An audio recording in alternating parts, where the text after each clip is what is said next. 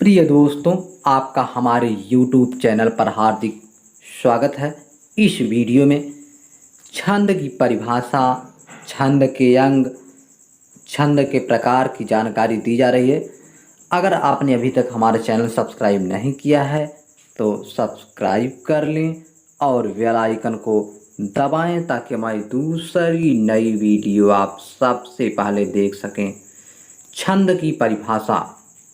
छंद शब्द चद धातु से बना है जिसका अर्थ होता है खुश करना। हिंदी साहित्य के अनुसार अक्षर, अक्षरों की संख्या, मात्रा, गणना, यति, गति से संबंधित किसी विषय पर रचना को छंद कहा जाता है।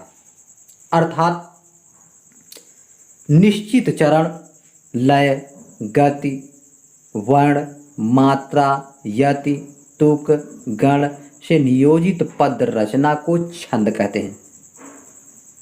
अब हम आपको छंद के अंग की जानकारी दे रहे हैं।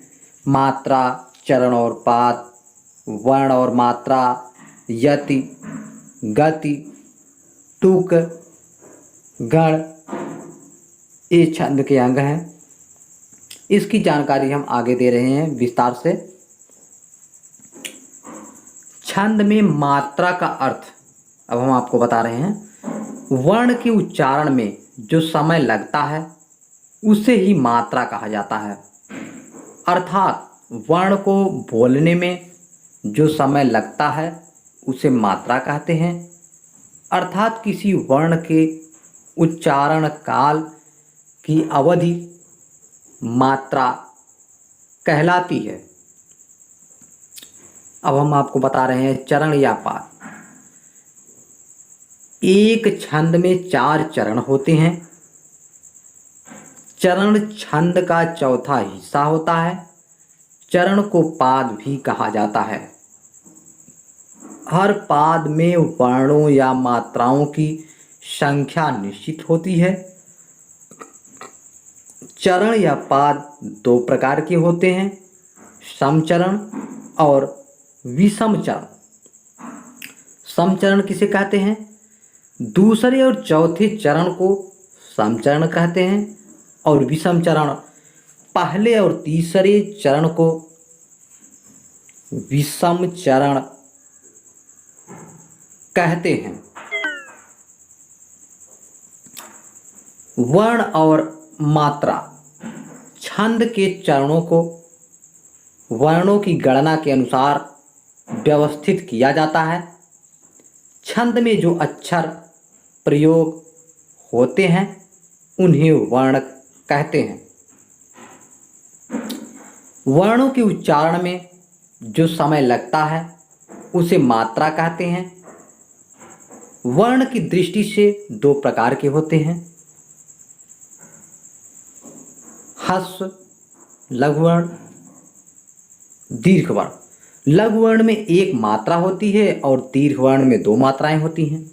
लघु का चिन्ह आपको सामने दिखा रहे हैं, एवं गुरु का चिन्ह यही है। यति। पद का पाठ करते समय गति को तोड़कर जो विश्राम दिया जाता है उसे यति कहते हैं। सरल शब्दों में छंद का पाठ करते समय जहाँ पर कुछ देर के लिए रुकना पड़ता है उसे यति कहा जाता है। इसे विराम और विश्राम भी कहा जाता है। गति। पद के पथ में जो बहाव होता है उसे गति कहते हैं। अर्थात किसी छंद को पढ़ते समय जब एक प्रवाह का अनुभव होता है उसे गति या लय कहा जाता है। हर छंद में विशेष प्रकार की संगीतात्मक लय होती है जिसे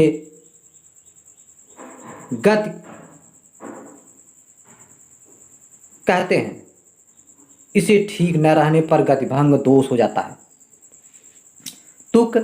समान उच्चारण वाले शब्दों के प्रयोग को ही तुक कहा जाता है। छंद में पदांत के अक्षरों की समानता तुक कहलाती है। गण, वर्णिक छंदों की गणना गण के क्रमानुसार की जाती है। 3 वर्णों का एक गण होता है। गणों की संख्या 8 होती है। छंद के प्रकार, छंद मुख्यतः 4 प्रकार के होते हैं। पहला है मात्रिक छंद, दूसरा है वर्णिक छंद और तीसरा है वृत्त छंद, वर्णिक वृत्त छंद और चौथा है मुक्त छंद। तो इस वीडियो में इतना ही।